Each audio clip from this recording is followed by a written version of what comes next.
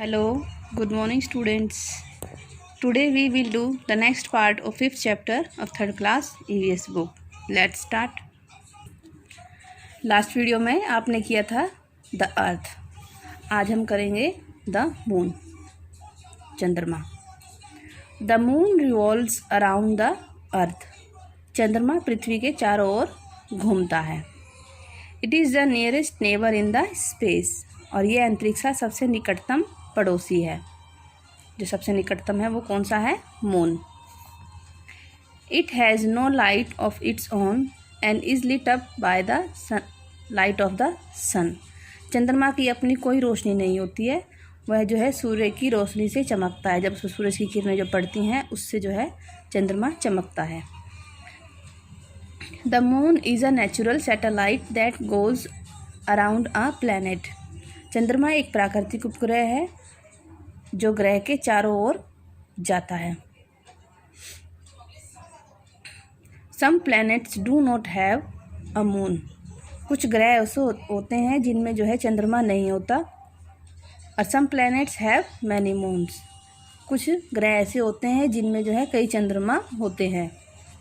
The earth has one moon, जिनमें से पृथ्वी क्या है हमारी, जिसपे पृथ्वी पर केवल एक ही मून है। The moon takes about 28 days to go around the earth. चंद्रमा पृथ्वी के चारों ओर जाने के लिए लगभग 28 दिन लेता है।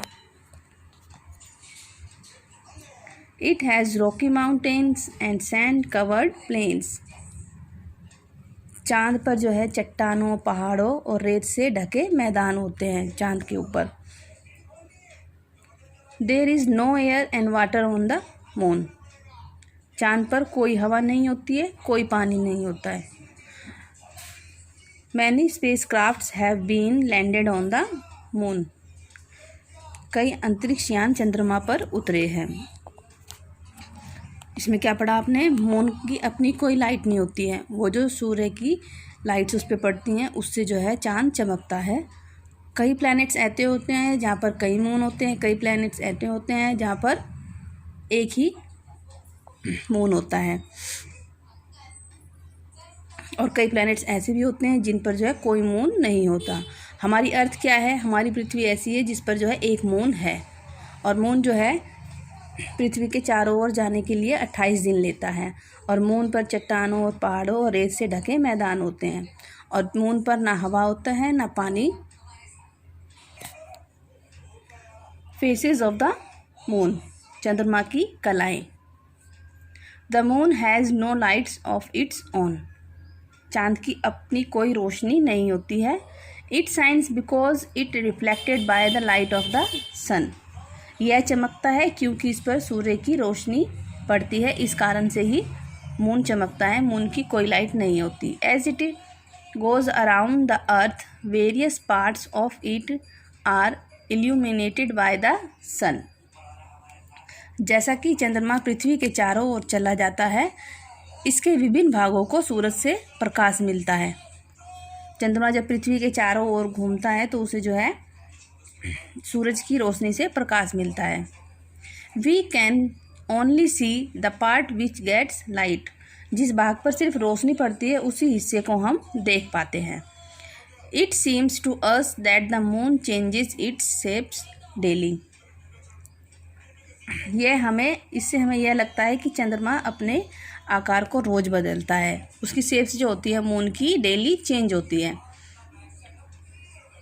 This change of shape are called the faces of the moon. इस आकृति के परिवर्तन को चांद का चरण कहा जाता है। जो आकृति चेंज होती है ना मून की, उसे चांद का चरण कहा जाता है। भाई किस तरह से चांद जो चेंजेस होता है। On some days we can not see the moon at all, कुछ दिन ऐसे होते हैं जब हम चांद को बिल्कुल नहीं देख पाते। It is called new moon day, इसे क्या कहा जाता है? अमावस्या। न्यू मून डे मतलब अमावस्या कहा जाता है जब हम चांद को बिल्कुल भी नहीं देख पाते। Slowly day by day we can see small portion of the moon appearing in the sky, फिर धीरे धीरे प्रतिदिन हम देखते हैं कि चांद का कुछ भाग जो है आकाश में दिखाई देता है। These are called crescent moon, इसे हम क्या कहते हैं? इसे कहते हैं चांद। After 7 days we can see 1/2 part of the moon. 7 दिन बाद हमें क्या दिखाई देता है? चंद्रमा का आधा हिस्सा हमें दिखाई देने लगता है। दिस इज़ हाफ मून, इसे क्या कहते हैं? आधा चंद्रमा। आफ्टर 2 weeks, 2 हफ्ते बाद हम क्या देखते हैं? We can see the full face of the moon, हमें जो है पूरा मून दिखाई देने लगता है। दिस इज़ फुल मून, इसे क्या कहते हैं? पूर्णिमा। जब हम चांद को बिल्कुल भी नहीं देख पाते उसे हम कहते हैं अमावस्या, और जब हम फुल चांद देख लेते हैं, पूरा चांद हमें गोल आकाश में दिखाई देता है, उसे हम कहते हैं पूर्णिमा। ये देखिए, ये फुल मून है, फिर ये धीरे धीरे धीरे धीरे धीरे धीरे घटता है, फिर इतना रह जाता है, इसे क्या कहते हैं? Half moon. ये आपका हाफ मून है। Okay, we will discuss the next part of this chapter in the next video.